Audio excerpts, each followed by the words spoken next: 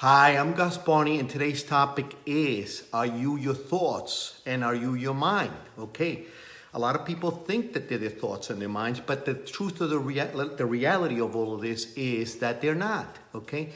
Because when you're in a high beta state of mind, you think completely different. You think with an irrational mind, with an unconscious mind. But when you're in a theta or an alpha state of mind, you think completely different. And you think more with a rational and more conscious mind.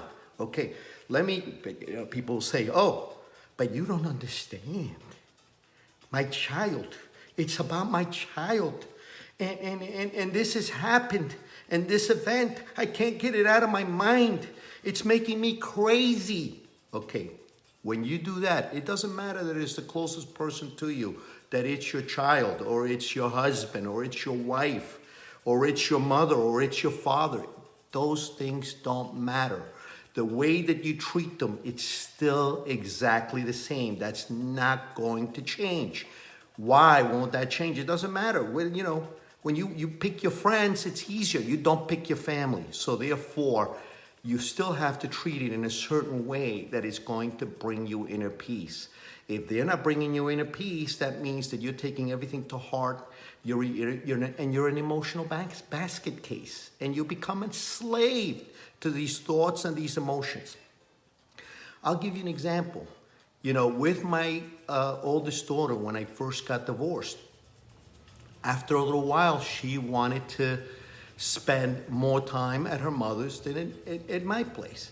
And we had made arrangements of how to split up, the three kids and how much time they would spend here and how much time they were going to spend there. So I'm sure that a lot of you are familiar with this situation, as you probably have experienced it yourself. But, in high school and this and that, and, with all the issues that were going on, and it really is easier to stay in one place more often than another so that you have more regularity. So that's understood. Do you think that I understood that? No, I didn't want to. Even if I did understand it, I didn't want to by any stretch of the imagination.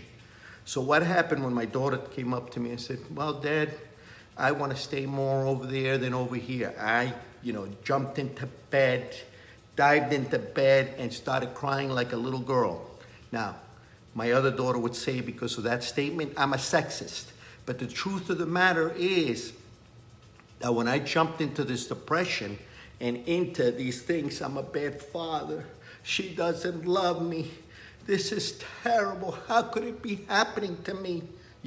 Playing the victim role. I'm torturing myself and doing a damn good job at it. But the reality of it is that if you let these emotions beat you, then, you are enslaved. You have to start coming and bringing some peace into your system, because otherwise you're just running that loop. That loop just runs the same way, and you keep creating the same now that you created in the past is moving into the future because you're not dealing with the emotion. Okay. So I decided to accept it and say, okay, hey, listen, this is just the way it is. And that's just that, and that's fine. Well, to show you what ended up happening is that even all the burnout that I had from this stuff, okay, later, okay, there comes a situation where it becomes a little difficult for her to stay at her mother's house. And we're not going to get into that. But then she comes to live at my house 100% of the time. So this goes to show you how we're capable of torturing ourselves indefinitely, and then, because it's all in our mind, okay? Our mind is already coming up with this stuff that really isn't real. But because we have a story, a past story in our lives, okay, and we have some history in our lives, we keep saying that this is really the way it is, and this is the way I need to take it, and I need to abuse myself because it is my child who I love, and so forth and so on. So you can decide to torment yourself or not. I tormented myself that time around, okay, and whatever. It didn't do anything for me to torment me. It enslaved me. That's all that it did. Because at the end of the day, what happened? Okay? Exactly what happened? she came back, okay? She came back and lived with me. So here's all this torment. For what? For what? At the end of the day, you know, we reconnected and everything was just fine. It was just in my mind here, in my history bank, in my subconscious, in the aspect of my subconscious, which is unconscious, okay? Now, when it happened with my other daughter, because eventually they become teenagers, I'm saying, am I gonna feed this fire again? Am I this freaking stupid that this is what I'm gonna do again? Do I wanna run this circle once again? Do I need to torture myself? Do I need to tell my ego that it's okay for me to torture myself? Because the ego keeps looking and never finding, okay? That's what happens. The ego just keeps looking and looking and looking, and you are the sucker that's going along with your ego. And you're never finding, so you're never finding that peace. Because you keep saying, oh, it's my daughter. No, can't be like this. No, no, no, please. Don't let it be. Don't let it be. Well, it's not like that. It's all in your freaking mind. But you made it like that, okay? So stop making it like that. I decided to make a correction. Second teenage child.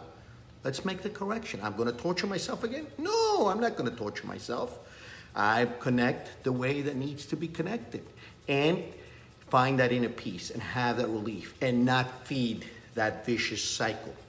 Once you start breaking that cycle, you start finding inner peace and you get out of being enslaved. And that's what's important. You are not your freaking mind, and you're certainly not your thoughts. And the thoughts are coming from truckloads of information that come from everywhere that is historical in your life, that patterns that need to be broken if true inner peace is to be found. You will not find it that way. And it doesn't matter, oh, it's my child. You just don't understand.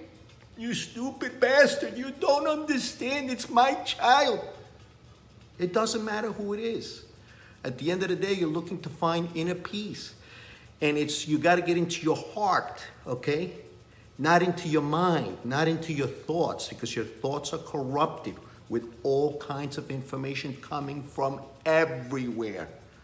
So be discerning with your thoughts. You are not your thoughts.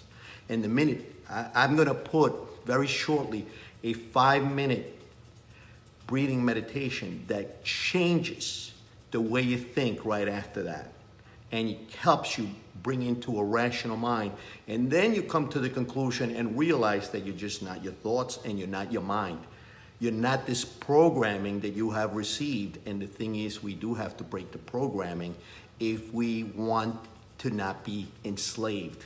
And life is about being free and being at peace and not being enslaved. Well, I hope that this segment helps you. And please, subscribe and share. Let everybody know. And here's the help. And I'm here to help. Thank you once again. Bye-bye.